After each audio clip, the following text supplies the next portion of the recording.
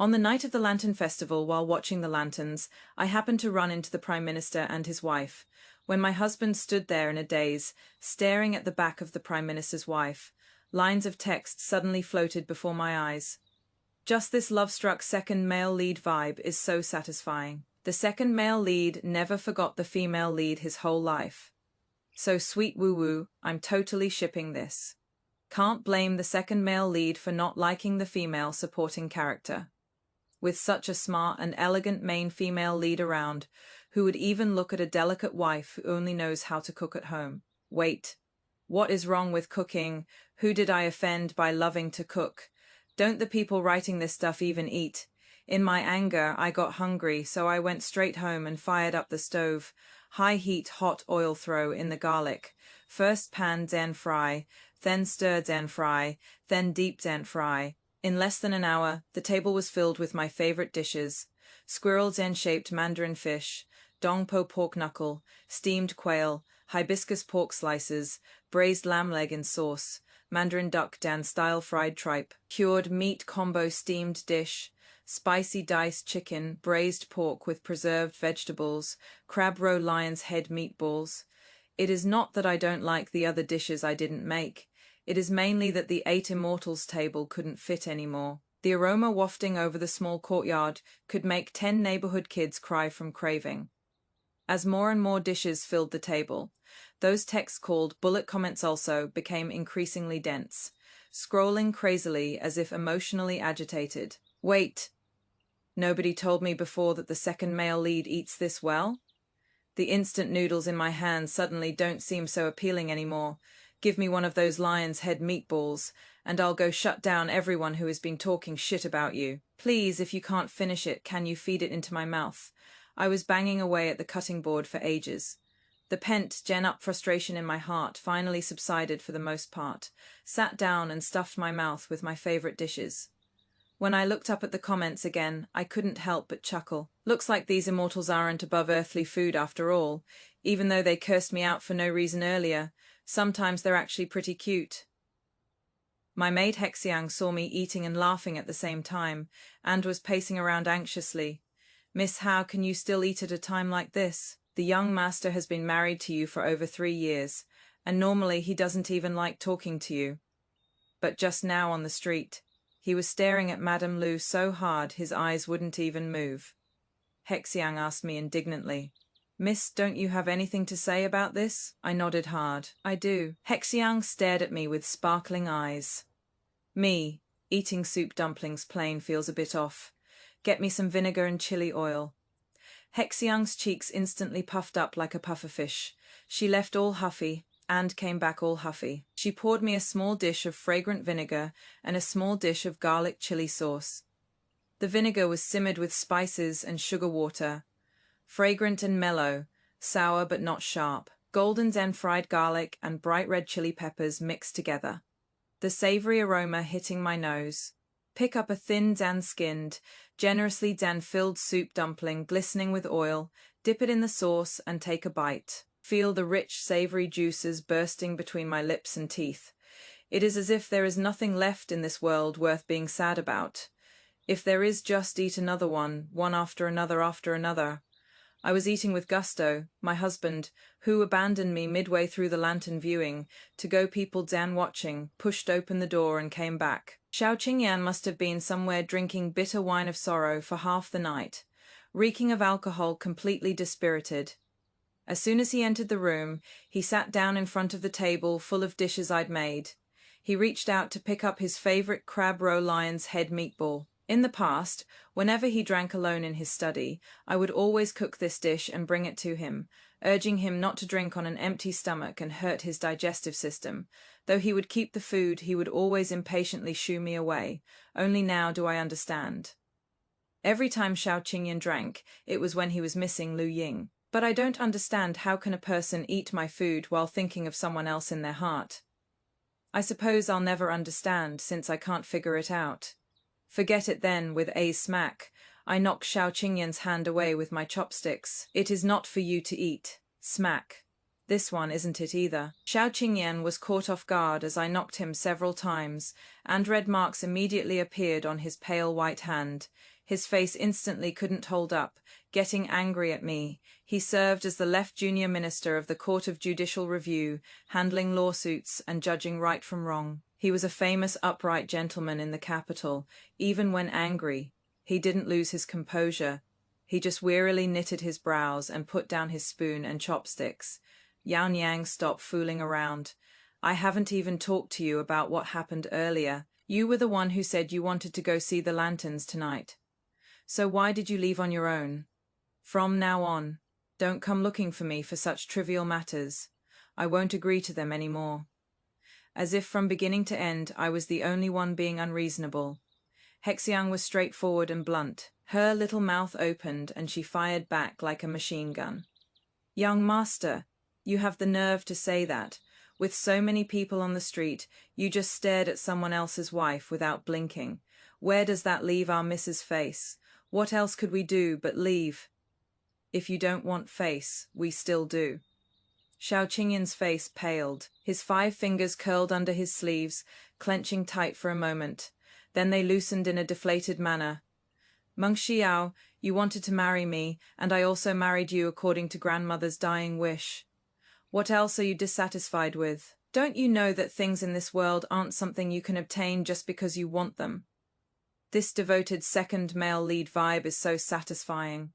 The second male lead never forgot the female lead his whole life. So sweet woo-woo, I'm totally shipping them. No wonder the second male lead doesn't like the female supporting character. With such a smart and intellectual female lead around, who would still care about a delicate wife who only knows how to cook at home. Back then, the second male lead was going to propose marriage, but it is all that old woman's fault for refusing. Poor second male lead just missed his chance with the female lead like that. Woo-woo, I'm crying to death. At that time the male and female leads already had a great relationship. Even if the second male lead had proposed, the female lead wouldn't have agreed, right? Don't understand why they had to make the second male lead marry the female supporting character at the end. Isn't this purely disgusting for the female supporting character? But the second male lead, all alone and lonely, is also very pitiful. He didn't get the female lead, so he should at least have someone to love him. Exactly, in the end the second male lead will still have children and live life with the female supporting character anyway, so it is not really wronging her. Not wronging me. I looked at the words floating before my eyes, nearly laughed out loud, so my 3 years of tossing and turning in torment under Xiao Qingyan's endless cold treatment, in others' mouths, is just 5 flippant words. Then, for the sake of that good ending of having children and living life, they speak of how many more years must I beg for? How much more suffering must I endure? I took out a handkerchief from my bosom, meticulously wiped clean the sauce from the corner of my lips, casually tossed this handkerchief that I'd embroidered for 3 months, originally planning to give to Xiao Qingyan tonight. Onto the ground. Xiao Qingyan, you're right. Things in this world cannot be obtained simply by asking for them. I don't want to ask anymore. I want a divorce. On the Lantern Festival night, there was no curfew. Hexiang and I, carrying our stuffed bundles, walked down the street. The Lantern Festival had already dispersed with the morning stars, a night of prosperity, leaving only ashes behind. When I stepped out of the Xiao family's gate, Xiao Qingyan didn't even leave his room. He only paused for a moment before writing the divorce document. His brush hovering over the paper, he asked me, "Yao Nyang, have you really thought this through?" Seeing me nod without hesitation, he sighed softly and shook his head. "So be it, someone with your temperament should suffer some hardship. When you've had enough of this nonsense and figured out where you went wrong, come back and apologize to me." With that said, he hesitated no more, and finished writing with a swift stroke. But I would never return, nor would I ever apologize again. In the 3 years I was married into the Xiao family, I suffered more hardship than in my previous 20 years. But Xiao Qingyan had already closed the door to his study, so I swallowed the words of rebuttal, turned around and left in the opposite direction. Went to the pawn shop and pawned the jade pendant Xiao Qingyan gave me during our engagement as a dead pawn. Happily took that money and rented a storefront to settle down. The money wasn't much. The shop was small too. In the winding, narrow bluestone alley, a flag hung swaying in the wind. Lady Meng's eatery was thus established. On opening day, neighbors came to show their support. An old lady from next door asked me in puzzlement, "Lady Meng, you could be living well as an official's wife, so why become a kitchen maid surrounded by smoke and fire?" There were also handsome young gentlemen in brocade robes who hesitantly asked me, "Is it because that young minister Shao treats Lady Meng badly?" I only smiled with pursed lips. Because I love cooking. I've loved eating since I was little. At 1 year old, learning to speak. Other children's first words were calling for their parents, but I clearly shouted, "Cake!" At 2 years old, learning to walk. Other children would cry loudly when they fell, but I'd forget about crying after a mouthful of chicken congee. At 5 or 6, starting school, my parents asked me what I wanted to learn. Other sisters chose music, chess, calligraphy, and painting, but I clung to the cook who made the best meat dishes and wouldn't let go. Later my parents passed away, and my grandmother took me in. She exchanged letters with her close friend who had married into the capital and arranged my engagement to the Shao family. Like all young ladies in their chambers, too was once full of hopes, wanting to be kindred spirits with my husband, loving and affectionate. But after marriage, no matter how I tried to please Shao Qingyan, he remained indifferent toward me. I love cooking, and I love having people eat what I cook, but Shao Qingyan loved neither. He said a gentleman stays far from the kitchen. He found the stove dirty, found meat vulgar. No matter how many times I bathed, he'd say I smelled of cooking oil and smoke, and wouldn't share a room with me. No matter what dish I carefully made for him, he'd find it not to his taste. I always thought it was because I wasn't good enough. He is the one who dislikes me. Only now do I understand. Shao Qingyan doesn't detest the kitchen, nor does he detest the cooking fumes. What he detests is simply me. He resents me for occupying his wife's position, resents me for preventing him from marrying the one he loves. Now, the person he detested has finally left. Sitting on the newly made wooden stool in the shop, I chewed on the fragrant and chewy braised pork knuckle, thinking Shao Qingyan must be very pleased. Whether Shao Qingyan is pleased or not, let's set that aside for now. The Shao family's cook, however, was very displeased. "Young master, when will the madam return?" "When the madam left yesterday, she took all the kitchen supplies with her. Today the kitchen can't even start a fire." In the study, Shao Qingyan held a case file in his hand. Upon hearing this, he didn't even lift his head. "Whatever is missing, just purchase new ones. No need to report to me."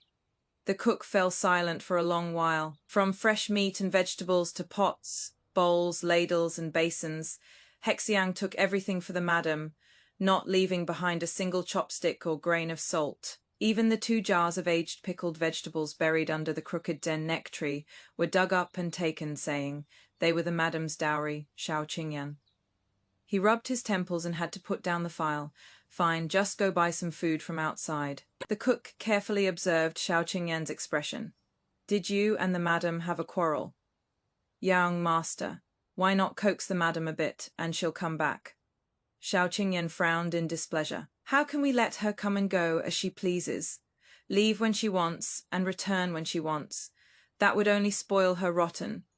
Since she wants to divorce me, you all shouldn't call her madam anymore." This time, the cook finally stopped pestering and left in a huff. Shao Qingyan was finally able to pick up the case files again, but somehow he just couldn't calm his mind and settle down.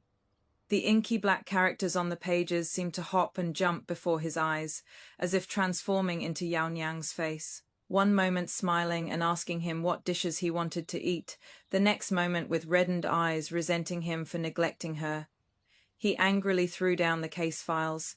He simply paced around the study instead. But then his attendant tactlessly pushed the door open and came in, presenting a freshly washed handkerchief with both hands. "Young master, your handkerchief was left in the main courtyard. I've washed it for you." Shao Qingyan glanced at it casually. Embroidered on it were 2 mandarin ducks that looked like dumb, clumsy ducks. What, his handkerchief? Anyone could tell at a glance it was embroidered by Yao Niang. He really didn't know how she grew up like this. What other young lady was like her, wielding a kitchen cleaver with such skill, yet all thumbs with a needle and thread? Ask her to read and she'd doze off, but she could recite recipe after recipe endlessly. Not that he expected her to be as clever and talented as Lu Ying, but she should at least have some semblance of an official's wife. Just look at this handkerchief before him. He watched Yao Niang embroider with cold eyes for a long time, having known all along it was meant for him. But with such poor needlework, how could he possibly take it out with him? If his colleagues or superiors were to see it, they would surely laugh at him. Xiao Qingyan waved his hand in annoyance. Why are you picking up random things? It is not mine. The attendant scratched his head in confusion, acknowledging the order. He was about to carry the handkerchief away. Oh, then I'll go throw it away. Wait. Xiao Qingyan suddenly called out to him. After hesitating for a moment, he took the handkerchief back from the attendant's hands. Although he didn't want it himself, it was after all something Yao Niang made with her own hands, and she'd spent quite a bit of effort on it.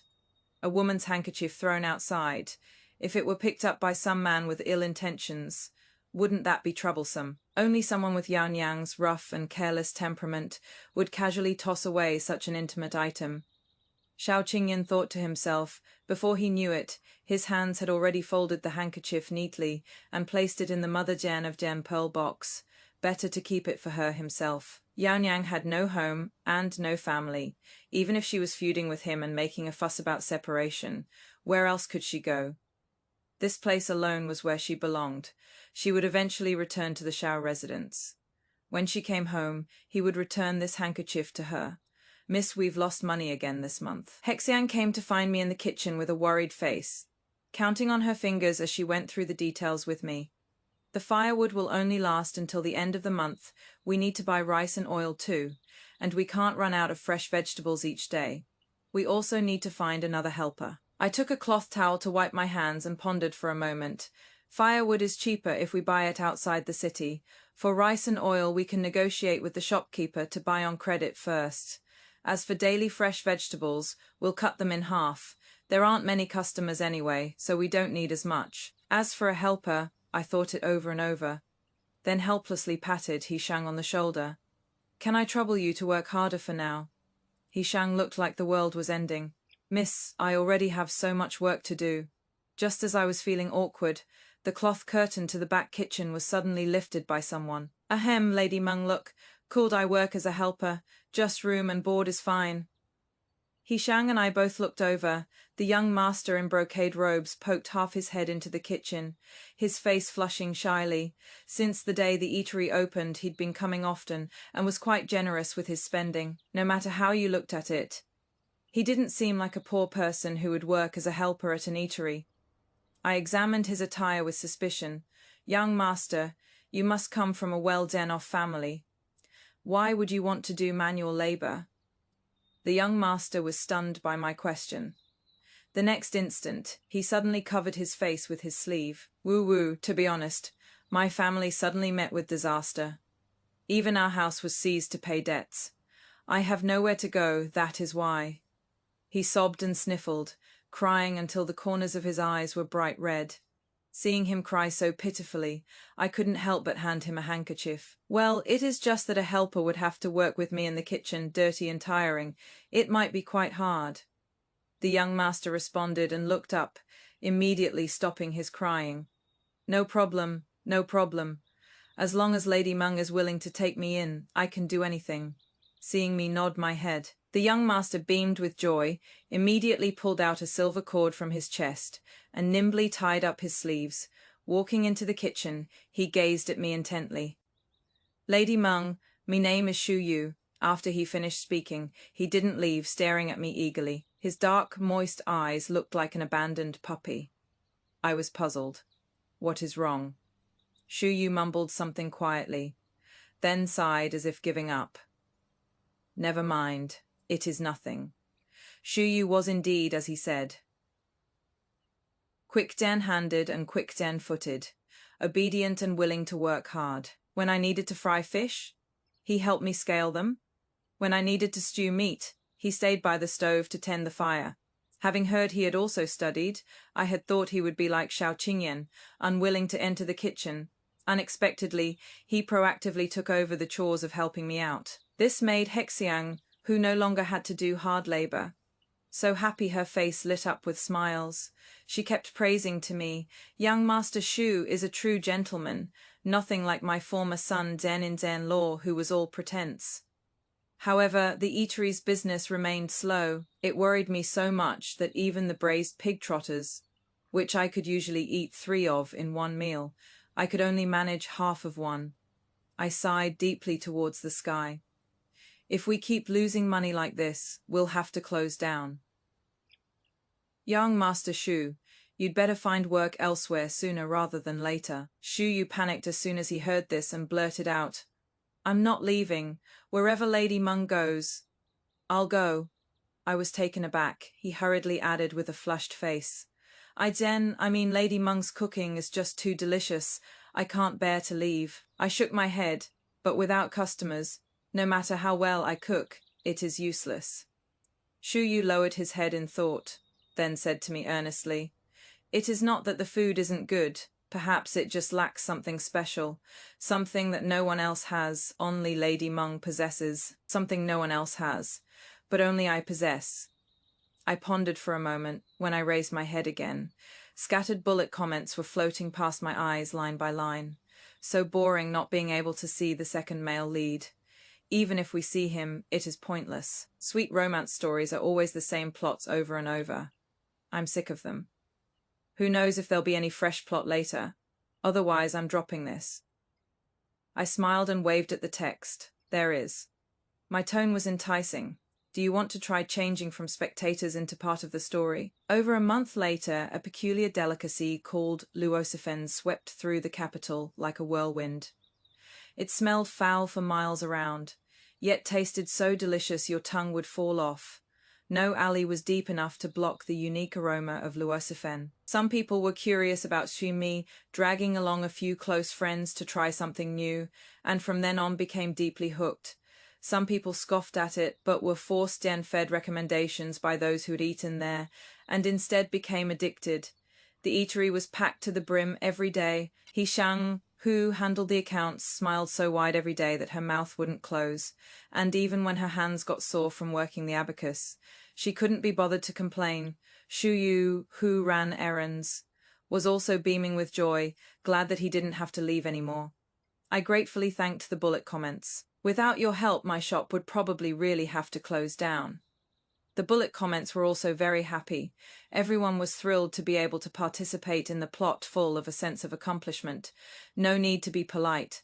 We're just moving our fingers to copy and paste recipes. Even if I follow along step by step with a video, I can't make the same dishes.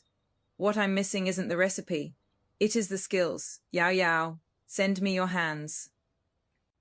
I want to see you make milk tea hot pot and bobo chicken recipe. What are we eating tomorrow? How about some more of that crispy fried spring squab from last time? Ever since I started chatting with the bullet comments, which had become sparse after I left the Shao family, grew more and more numerous. It seemed that, in places I couldn't see, more and more people were coming to watch me cook, even though they couldn't eat it. They never tired of it. They said I had drastically changed a romance novel into a food novel. Turned sweet romance into mukbang didn't understand.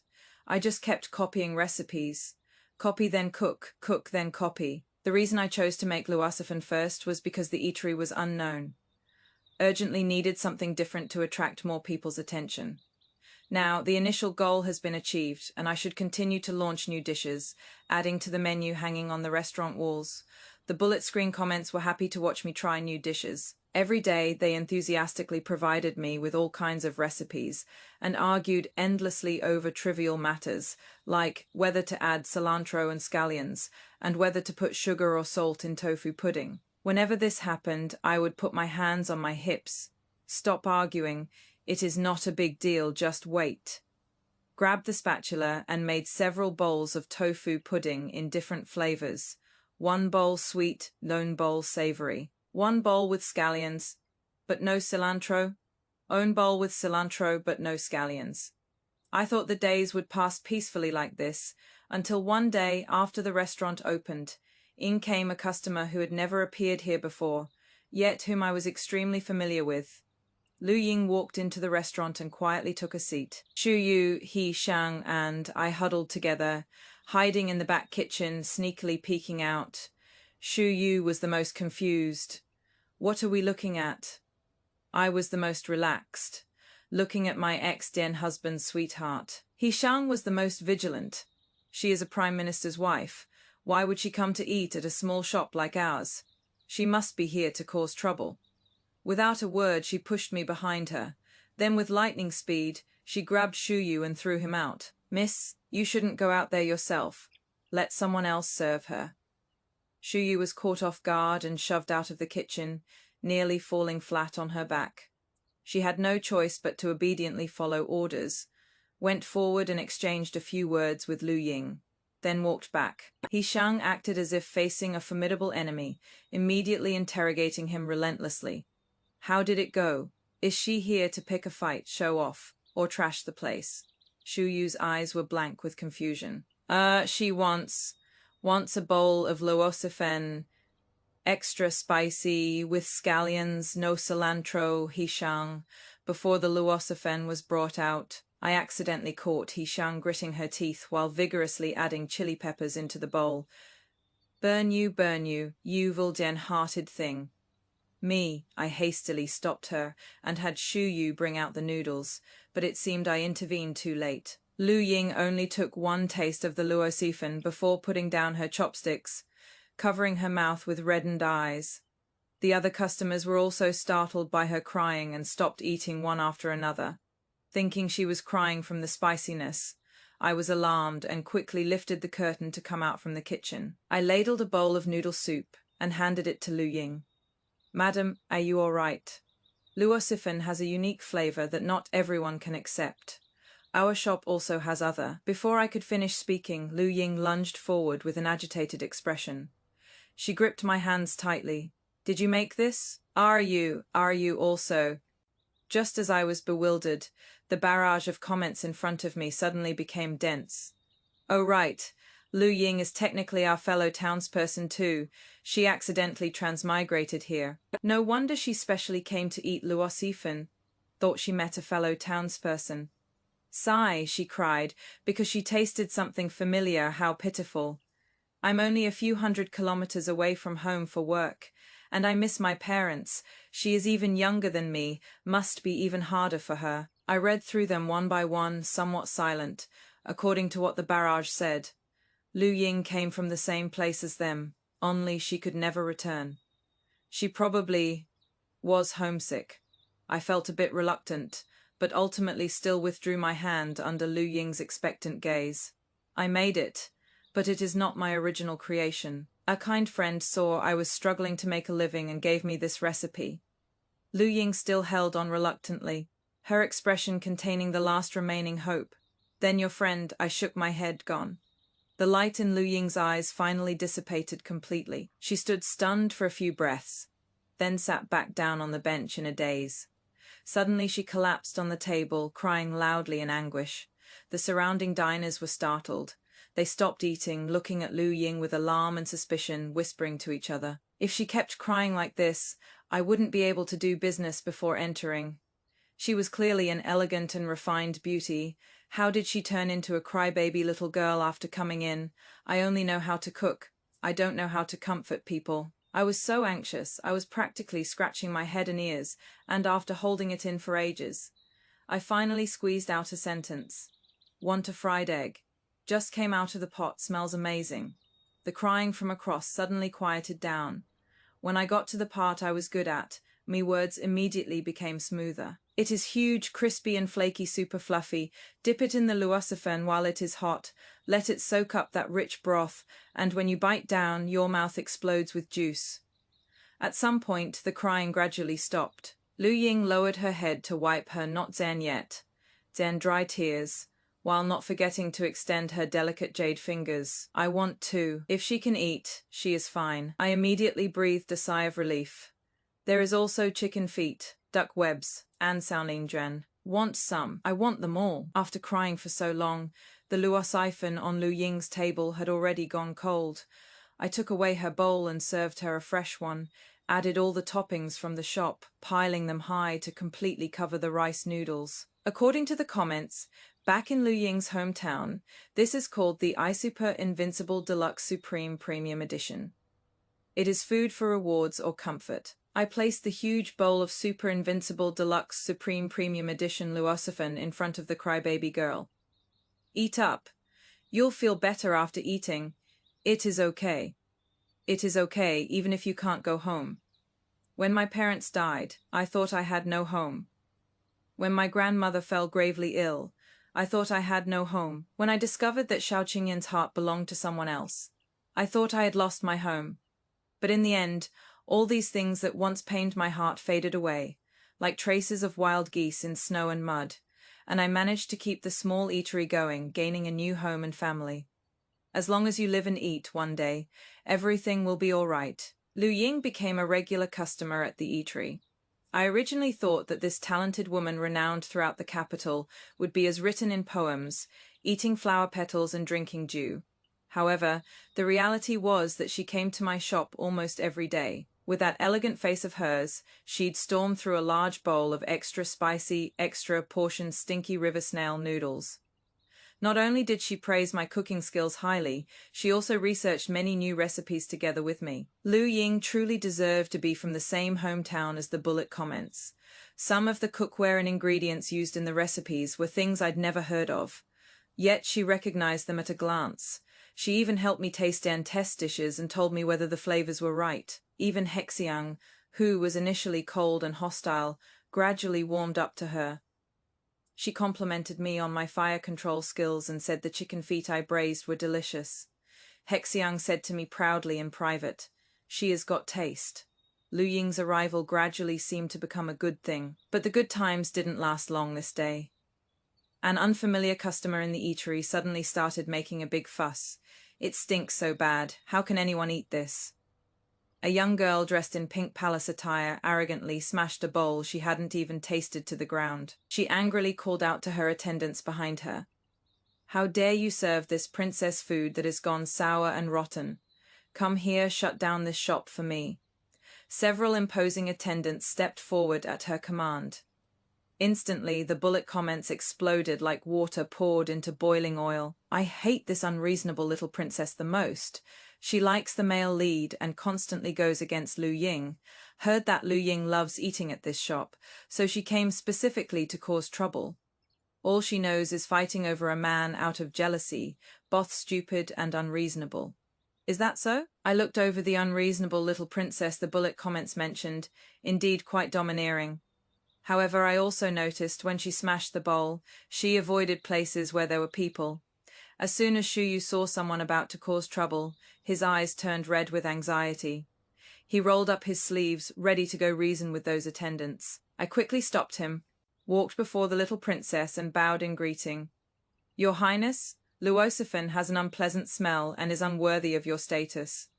But our shop has a new item that hasn't been released yet, and I'd like to invite your Highness to be the first to taste it." The little princess sneered, her expression disdainful as she looked around the eatery. "A shabby shop like yours. Even if you sold everything, it wouldn't be worth a single dish I eat. If we're talking about precious ingredients, I certainly can't compare to the palace kitchen." But during these days, Lu Ying and I developed another type of delicacy popular in her hometown, most suitable for girls around the little princess's age, under the watchful and menacing gazes of the attendants. I smiled faintly and brought out several cups. "If you're not satisfied, it won't be too late to shut down my shop then." Several days later, the wisteria in the back courtyard was blooming vibrantly. At a stone table beneath the flowers sat 3 people, Lu Ying slurping noodles, me gnawing on a pork knuckle, and the domineering little princess was sucking hard on a straw. "Why is chew this bubble tea chew delicious?" I couldn't help but reach out and pinched the little princess's puffed up cheeks. Oh my, they're full. Turns out it wasn't a puffed gen-up pufferfish. It was a stuffed chipmunk. The chipmunk little princess glared at me fiercely. "Warrior!" "Doing chew." I quickly put my hands behind my back and apologized without much sincerity. Sorry. I don't know why my hand just moved on its own. While saying this, I took the chance to change the subject. I tried a new recipe today. Does the princess want to taste it? The little princess glared at me while nodding like a pecking chick. Yes. Between being angry and eating, she chose to eat angrily. Lil Mao, why do I suddenly feel the little princess isn't so annoying anymore? Who gets it? She was so fierce at first, but after one sip of milk tea, her eyes became so clear. Ha ha ha. These past days, the little princess came to drink milk tea every single day without fail.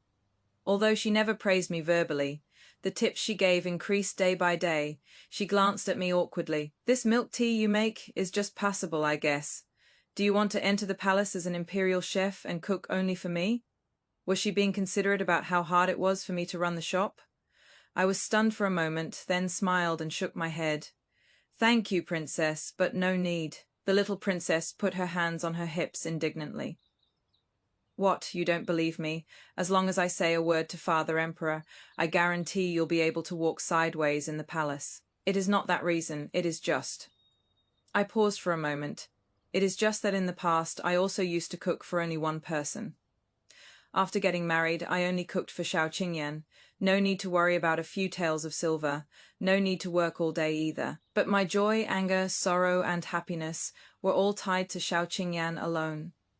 If he ate one more bite, I would beam with joy. If he frowned slightly, I would secretly feel hurt. But now, I run my shop and welcome customers. No matter how stinky the luocephone is, there are people who love to eat it. No matter how sweet the milk tea is, there are people who love to drink it.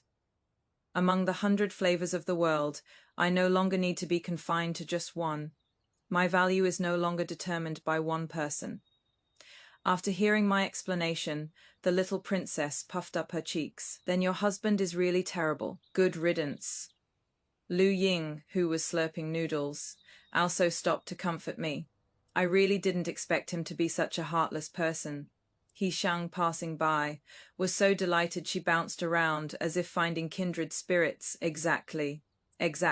She took 2 steps at once and sat down on the only remaining stone stool. 4 women gathered around the table. Let me tell you, that former son Den in Den law of ours. Have you noticed something very interesting?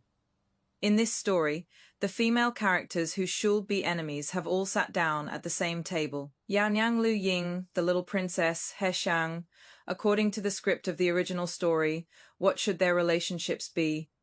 Romantic rivals, opponents, strangers. The comment stream would love nothing more than to see them tear each other apart. That is what makes good drama. And the result? 4 people sitting under the wisteria flowers, cursing the same person together. No one decreed that women must only tear each other down. Nor did anyone decree that romantic rivals must be enemies. Xiao Qingyan has recently realized he seems to be having a streak of bad luck. First, a censor from the Prime Minister's faction found an excuse to impeach him. It was a trivial matter not worth mentioning, yet His Majesty did not reject that troublemaking censor, but instead ordered Xiao Qingyan to suspend his duties for investigation. He spent a great deal of effort making all kinds of inquiries. Only then did he learn that His Majesty's most beloved little princess had spoken ill of him before the throne. This young highness has always been arrogant and willful. No one dares to provoke her. What a disaster out of nowhere. Xiao Qingyan racked his brains but couldn't figure out where he had offended her. The gifts he had painstakingly arranged to be delivered through various connections were also thrown at the entrance of the princess's residence. He had no choice but to stay at home listlessly. But even at home, things never went as he wished. There were ginger shreds in the congee at breakfast. The stirred and fried vegetables at noon were slightly undercooked. The tea in the evening was either too cold or too hot. When Xiao Qingyan threw down his chopsticks for the 5th time and scolded the cook, he blurted out, so careless, if Madam were here. He suddenly stopped, stunned. If Yao Niang were here. Yao Niang would definitely pick out the ginger shreds from his congee for him. She would carefully select the freshest vegetables for him. She would make tea exactly the way he liked it. If Yao Niang were here, Xiao Qingyan suddenly lost his desire to scold the cook and hastily dismissed her. Clearly only one person had left. Yet it seemed as if suddenly nothing in this residence suited his heart. Why had he never noticed before how many things Yang had done for him? He was in a daze for half a day. At night too he tossed and turned, unable to fall asleep. Finally he lit a solitary lamp and got up from the bed alone. He took out that folded handkerchief from the mother den of den pearl box. As the night deepened, candlelight flickered red. Under the dim yellow firelight, that pair of dull den-looking mandarin ducks somehow looked much more pleasing to the eye. Xiao Qingyan lowered his head, running his fingers over the dense stitches. Yang wasn't skilled at embroidery. He wondered how long she had embroidered, how many times she'd pricked her fingers. To finally finish this handkerchief for him, he thought and thought again. When dawn broke and the morning stars grew sparse, he finally tucked the handkerchief into his chest. He sent someone to inquire about Yang's whereabouts. At the end of late spring, the days were getting noticeably longer. When I saw off the last wave of customers from the eatery, dusk was just settling in. Someone walked to the storefront through the sunset's afterglow, their long shadow falling across the threshold. I was busy moving door planks to close up shop, not even lifting my head. All the food's sold out for today. Please come early tomorrow, customer. But that slender figure didn't leave. Instead, they came closer, calling me gently. Yang. I finally looked up. Before me was not a customer, but an old acquaintance. Not having seen him for several months, Xiao Qingyan seemed to have grown quite a bit thinner. His brows slightly furrowed. Not the joyful expression I'd imagined. Perhaps things weren't going well between him and his sweetheart. These days, Hexiang had been whispering a lot with Lu Ying, sometimes even pulling in the little princess. Who knows what the three of them chatted about all day long? I thought for a moment and asked Xiao Qingyan, "Are you here looking for Madame Lu? She has already left." But the person across from me shook his head. "I came looking for you." His gaze fell on my face, seemingly filled with pity. After a long while, he slowly reached out his hand, as if wanting to wipe the beads of sweat from my forehead. Yang, why must you be so stubborn? I hastily swatted his hand away and frowned. What are you doing? Xiao Qingyan pressed his lips together, but didn't give up. He took out from his chest the handkerchief I had thrown away and carefully unfolded it. Look, the handkerchief you embroidered for me. I've already washed it, and I'll carry it with me from now on. Stop working here day after day out of spite, and come home with me. This time, I finally understood his intentions. He actually thought that everything I'd done these past days was only because I was sulking. Perhaps in his heart I would forever be that little lady from before who only knew how to revolve around him, if it were the old days, getting a single word from him. I don't know how overjoyed I would have been, but people do change. A hot pot can never heat through a cold stove. Own day it too will cool down. I couldn't help but laugh. I opened this shop because I like it. I don't find it hard. Xiao Qingyan, have you forgotten? You and I have already divorced. The Xiao residence is not my home. Xiao Qingyan probably hadn't anticipated my reaction. He froze for a moment, then hurriedly explained to me, signing the divorce papers was just a moment of anger. I didn't file them with the authorities. As long as you come back, you're still my wife, the mistress of the Xiao household.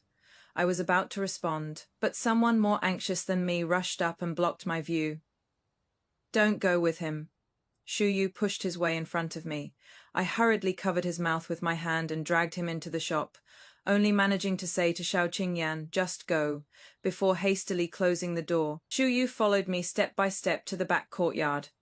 His face flushed bright red, yet he kept staring intently at me with eyes full of puppy, den-like anticipation.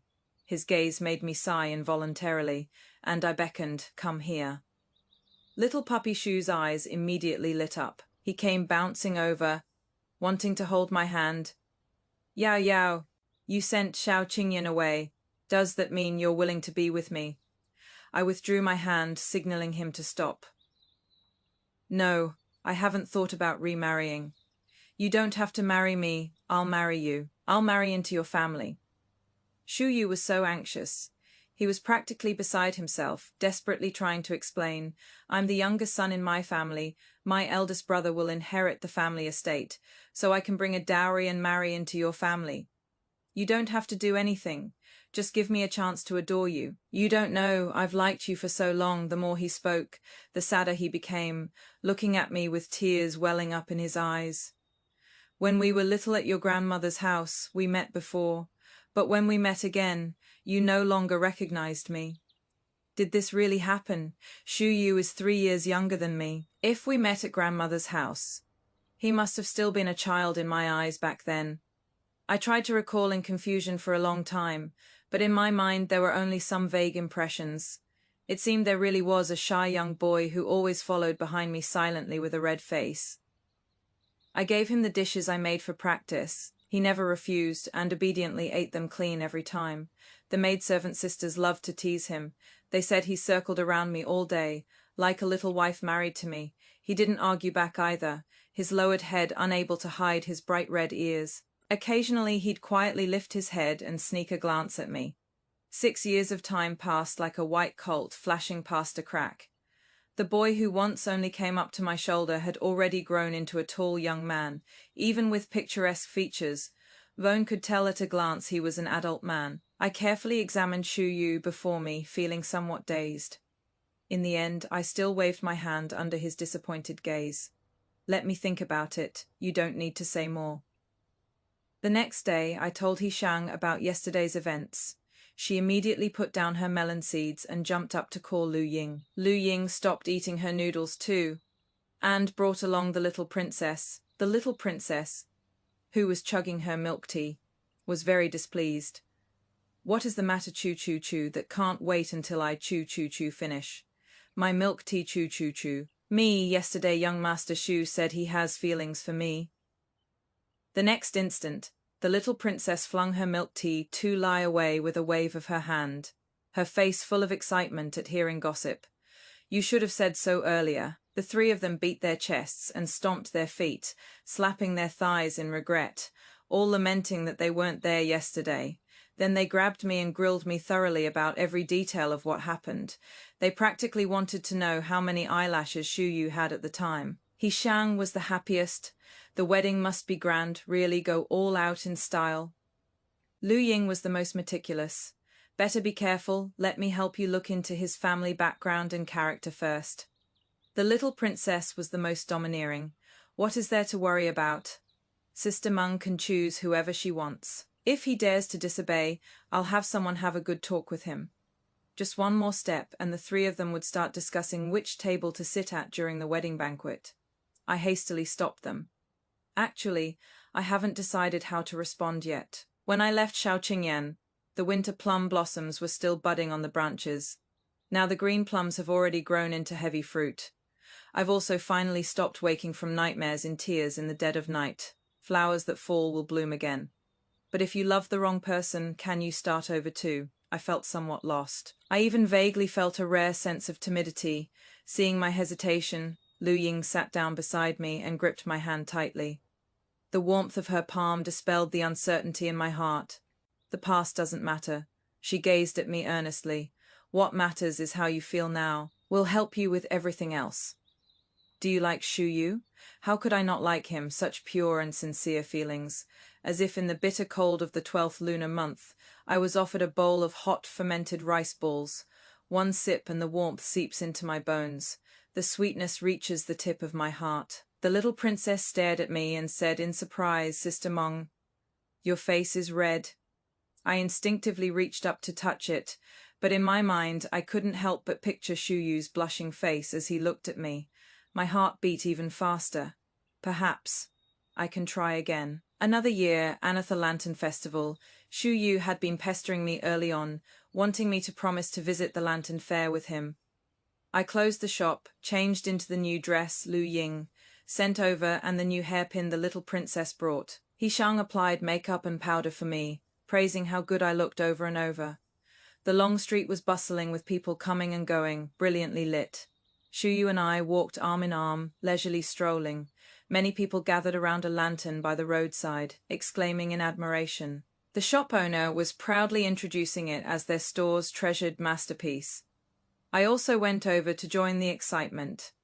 Exquisitely delicate lanterns were carved with illustrations from the latest storybooks. The most wonderful thing was that, with just a gentle twist of the lantern, the outer layer would rotate, and the figures in the paintings would come alive and dance along with it. Light and shadow flowed lifelike and vivid.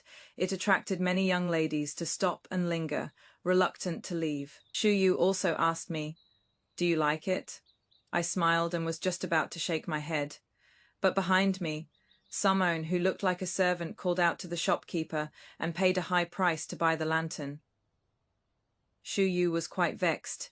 If I'd known, I would have made an offer earlier. I comforted him with a few words before he stopped blaming himself. But we hadn't walked more than a few steps. Someone holding that very lantern blocked my way. Yao Niang. Xiao Qingyan wore that bamboo green ceremonial robe I used to love most, his bearing refined and elegant. Under the brilliant lantern light, "A gentleman-like jade for you." He handed me the lantern with a gentle smile. "I remember you used to like this sort of thing. Last year I bought you one too. Do you remember?" I froze for a moment, then after a while, nodded slightly. "I remember. Last year's Lantern Festival, Xiao Qingyan did indeed buy me a lantern." At that time, seeing many young men buying lanterns for the young ladies beside them, I was quite envious, so I stubbornly stayed by the roadside, refusing to leave, begging him for ages. After exhausting all my sweet words, I finally got him to buy me a lantern with a cold face. I remember it was just an ordinary rabbit lantern from a street stall, a few bamboo frames, pasted with several sheets of rough paper, with a short stub of candle burning inside. It wouldn't last through the night before burning out. But I was already very satisfied, happily reaching out with both hands to take the rabbit lantern from Xiao Qingyan. But just at that moment when he handed it over, for some reason, he lost his grip and dropped the lantern. He seemed to have lost his soul too, ignoring my calls, turning around to chase after someone into the crowd. The rabbit lantern fell to the ground and was trampled to pieces in an instant by the bustling passers-by. Scalding candle wax splattered onto the back of my hand, leaving an ugly scar. It was Shuyu who, after seeing it, found me an ointment for removing scars. He reminded me 3 times a day to apply the medicine, and it took more than half a year before it improved. Later, I learned that Xiao Qingyan had seen Lu Ying at that time. That is why he rushed off in such a hurry and left me forgotten by the roadside.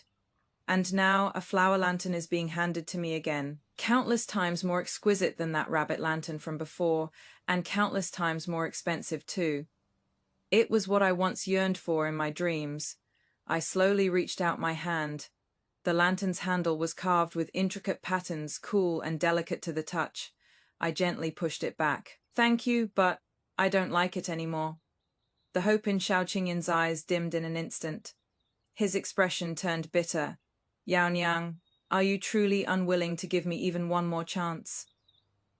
As he spoke, he remembered something and explained somewhat urgently, "If it is because of Lu Ying, she and I have long had nothing to do with each other. You can rest assured." I shook my head. "It is not because of that." Xiao Qingyan held the lantern in a daze, his eyes full of confusion. Then why? Yes, why, exactly? Could it be for that flower lantern that slipped from my hands, that discarded handkerchief? Or perhaps for those dishes that cooled and warmed and cooled again while waiting? I thought for a long time, and spoke to Xiao Qingyan seriously. "Because I want to eat every meal happily and joyfully. Back when I was in love with Xiao Qingyan, I was always worried about his every frown and smile, all day long thinking this and that, full of anxiety. I forgot to pick the Chinese tune in March, forgot to buy the water shield in April, forgot to eat the cherries in May, forgot to cook the water chestnuts in June. On 10-day period after another, one season after another. Sad matters can be pondered later, but fresh vegetables missed can only be met again next spring. I don't want to wait anymore. Don't want to miss the beautiful things in life anymore. I don't want to be in love with Xiao Qingyan anymore." Yao Niang and Shuyu had already walked far away. Xiao Qingyan still stood rooted to the spot. He held the lantern alone, staring blankly at the backs of the 2 figures. Shuyu seemed to have said something that made Yao Niang laugh and turned to playfully pinch him. her laughter sweet and delightful all the way. The long street was bustling and noisy. That pair of closely accompanying figures soon disappeared into the jostling crowd. Xiao Qingyan stood motionless in the middle of the road, letting the passing pedestrians eye him with puzzlement, like a solitary rock eroded by rolling waters. This scene, so very familiar, in a daze for a long moment, Xiao Qingyan couldn't help but recall this same time last year. The same road, also carrying a lantern. He had gazed lovingly from the crowd at the receding backs of the Prime Minister and his wife, then hurried after them just to catch one more glimpse of the smile of the one he'd admired in his youth. He remembered now he had once left Yaonyang abandoned on the street, heedlessly chasing after someone else. Fate plays tricks. The world is ever changing. And now, at the same place, he had to helplessly watch Yaonyang walk away accompanied by someone else. What he sought and wished for, none of it came to pass in the end. Could this be karmic retribution? Xiao Qingyan's thoughts were in turmoil, muddled and confused. He lifted his foot, wanting to chase after the two. Suddenly a group of people pushed past from behind, and in the jostling rush, someone knocked into him. The flower lantern in his hand fell to the ground with a bang. In an instant, the precious wood and delicate paper worth a fortune burst into flames. The exquisite lantern was burned to nothing in the blink of an eye. A flying spark landed on Xiao Qingyan's hand. The scattered attendants rushed over anxiously. "Young master." "All right," hearing the voice. Xiao Qingyan looked down at his hand in a daze. A burning mark remained on the back of his hand. Even others felt their hearts wrench for him seeing it. No wonder the attendants looked at him with concern. Yet he seemed unable to feel the pain. He didn't know how he made his way back to the Xiao residence. In a trance, he lay on the bed and fell into a deep sleep. He didn't know how long had passed. In his hazy state, he seemed to hear footsteps. Simone pushed open the door with a creak, carrying a food box as they walked in. He drowsily opened his eyes and lifted the bed curtain. Half drunk, half awake, he saw Yaonyang just like countless times before, placing freshly cooked dishes on the table, looking at him with a smile, her head tilted to one side. "What are you staring at? Come over here." Yaonyang. Xiao Qingyan's heart jolted, wanting to get out of bed and grasp her hand. Just as he reached out to touch her, the dream shattered in an instant. The laughter and lovely figure dissipated together. Xiao Qingyan felt as if he'd suddenly stepped into emptiness and fallen off a cliff, waking with a start drenched in sweat. He saw only an empty room, the candlelight flickering. The wound on the back of his hand burned like fire. Only he himself lay alone on the double pillow in the bed curtains. A solitary shadow, he finally understood. Yaonyang would never come back. Xiao Qingyan took out that handkerchief and the lantern. This isn't called deep affection. This is called not knowing what you had until it is gone. Sounds touching, right? But if you think about it carefully, what is the essence of this phrase? It is that he never once truly looked at Yaonyang properly when she was at home. What he misses isn't Yaonyang as a person. What he misses is having someone pick out ginger shreds for him, select seasonal vegetables, and brew tea. What he misses is a comfortable lifestyle, not the person who created that lifestyle for him. Shuyu's perspective: when I was 12 years old, I ate the most delicious dish of my life. At that time, I was staying at the home of an elder's old friend. In the middle of the night, I was so hungry I couldn't sleep, but I was too embarrassed to wake the servants of someone else's house. I had no choice but to sneak to the kitchen to find food. I thought with the stove cold and dark, I could only find some dry pastries. Who knew I'd see a young lady cooking in the dead of night? Her sleeves tied up with ribbons, the kitchen knife chopping cleanly, fragrant aromas wafted from the wok, drilling straight into my nose. Before I knew it, I was staring in a daze. The young lady heard the noise, turned her head and saw me stupidly hiding behind the door, and burst out laughing. With a smile in her voice, she asked me, "Are you hungry?" She looked so beautiful when she smiled. I don't know if it was that fragrance or that smile. In a daze, he ate the dish she handed me. Only after a long while did I register the taste on my tongue. Bitter. The dish was burnt, but I still swallowed it down, and with a red face, mumbled my thanks to her. The young lady looked amazed. Huh, you actually ate it. The other maids and cooks won't eat it. They run away as soon as they see me. She smiled and patted my head. Such a good boy. As if she'd received affirmation, the young lady cooked with even more enthusiasm, practicing diligently every day. I just followed behind and ate. She'd make a dish, I'd eat a bowl. Whatever she cooked, I would eat. Later, her cooking skills got better and better. The dishes she made no longer had that burnt, bitter taste. But how strange, no matter what she made, everything tasted sweet to me. As my mother used to say, people who can eat from the same pot are destined to be husband and wife. But Meng Xiao and I were not destined to be husband and wife. When I first met her, she only saw me as a child who hadn't grown up. Not long after, she had a marriage engagement. From then on, her heart and eyes were full of her brother Qingyan. How could she see me following behind her? But it is okay. I'm young, I have plenty of time to wait. Heaven rewards the diligent. Opportunities are reserved for those who are prepared. The day I learned she moved out of the Shao family home, I was so happy I ran 3 laps around the backyard with the big yellow dog, tiring the dog out until it was panting. Such a wonderful lady. That heartless Shao Qingyan doesn't cherish her. She should be mine. Alright, the story ends here. When I closed my phone screen, I was stunned for quite a while, not because I was moved to tears. Although there were indeed 1 or 2 moments when my nose stung, but because this story, in a particularly gentle, particularly delicious way, told a truth that is actually quite heavy. I want to talk about what this story gave me. Let me speak from the heart with you all. No dramatics.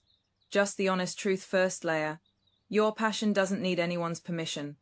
The bullet comment said, Yao Niang only knows how to cook, and Shao Qingyan disdained her for smelling of cooking oil and smoke in their value system. Yao Niang's passion was lowly beneath notice, not worth mentioning. An official's wife, not learning music, chess, calligraphy, or painting, but spending all day around the stove. How unambitious. But look at what Yao Niang did. She didn't change herself to cater to anyone. She didn't put down the wok because Shao Qingyan said gentlemen stay away from the kitchen. Nor did she doubt herself because the bullet comments cursed her for only knowing how to cook. What you love doesn't need others to think it is sophisticated to have value. You love to draw, even if it is stick figures. You love to write, even if it is just trivial daily notes. You love to cook, even if it is just the most homely tomato and scrambled eggs. That is all your light. Others think your light is too weak, too ordinary, too unimpressive. It is fine. There will always be someone in this world who gets touched by your light second layer. Don't stake your worth on one person's attitude. This is the lesson Yao Niang learned through 3 years of marriage, and it is also what I think is the most core message of the entire story. My worth is no longer decided by one person. Think about Yao Niang's 3 years in the Shao household. She put all her thoughts on Shao Qingyan. When he ate one more bite, her face lit up with joy. When he frowned, she secretly felt hurt. Her happiness and sadness completely depended on another person's mood. Does this feel like how we are sometimes? Not necessarily about romance. Maybe you are desperately trying to please a friend, but they just take it for granted. Maybe the proposal you stayed up all night working on gets shot down by your boss with 1 sentence, and you feel like you can't do anything right. Maybe you post something on social media, no one likes it, and you start getting anxious. Am I not good enough? Am I not interesting enough? No, that is not it. Yao Niang later opened a restaurant facing dozens or even hundreds of customers every day, but she would never again let one person's opinion make her doubt herself. Because she finally understood there are 100 flavors in this world, and everyone has their own taste. You can't satisfy everyone, but you can definitely find the diners who are meant for you. Tying your self-worth to one person is like putting all your eggs in one basket. When the basket tips over, you are left with nothing. But when you learn to spread out your eggs, some for your career, some for friends, some for hobbies, some for yourself, you'll discover that even if one basket tips over, you still have plenty more in hand. Please remember what Yao Niang said. As long as you are alive and eating, someday everything will be okay. No need to rush. No need to panic. Fill your stomach first, then heat the wok. Fire up the stove, hot oil blazing as you toss in the garlic. Pan fry first, then stir fry, then deep fry. Live your days piping hot and full of life. Those people who are meant to come, the good luck that is meant to arrive, the sweet fermented rice balls that are meant for you. They'll all come. You are worth it.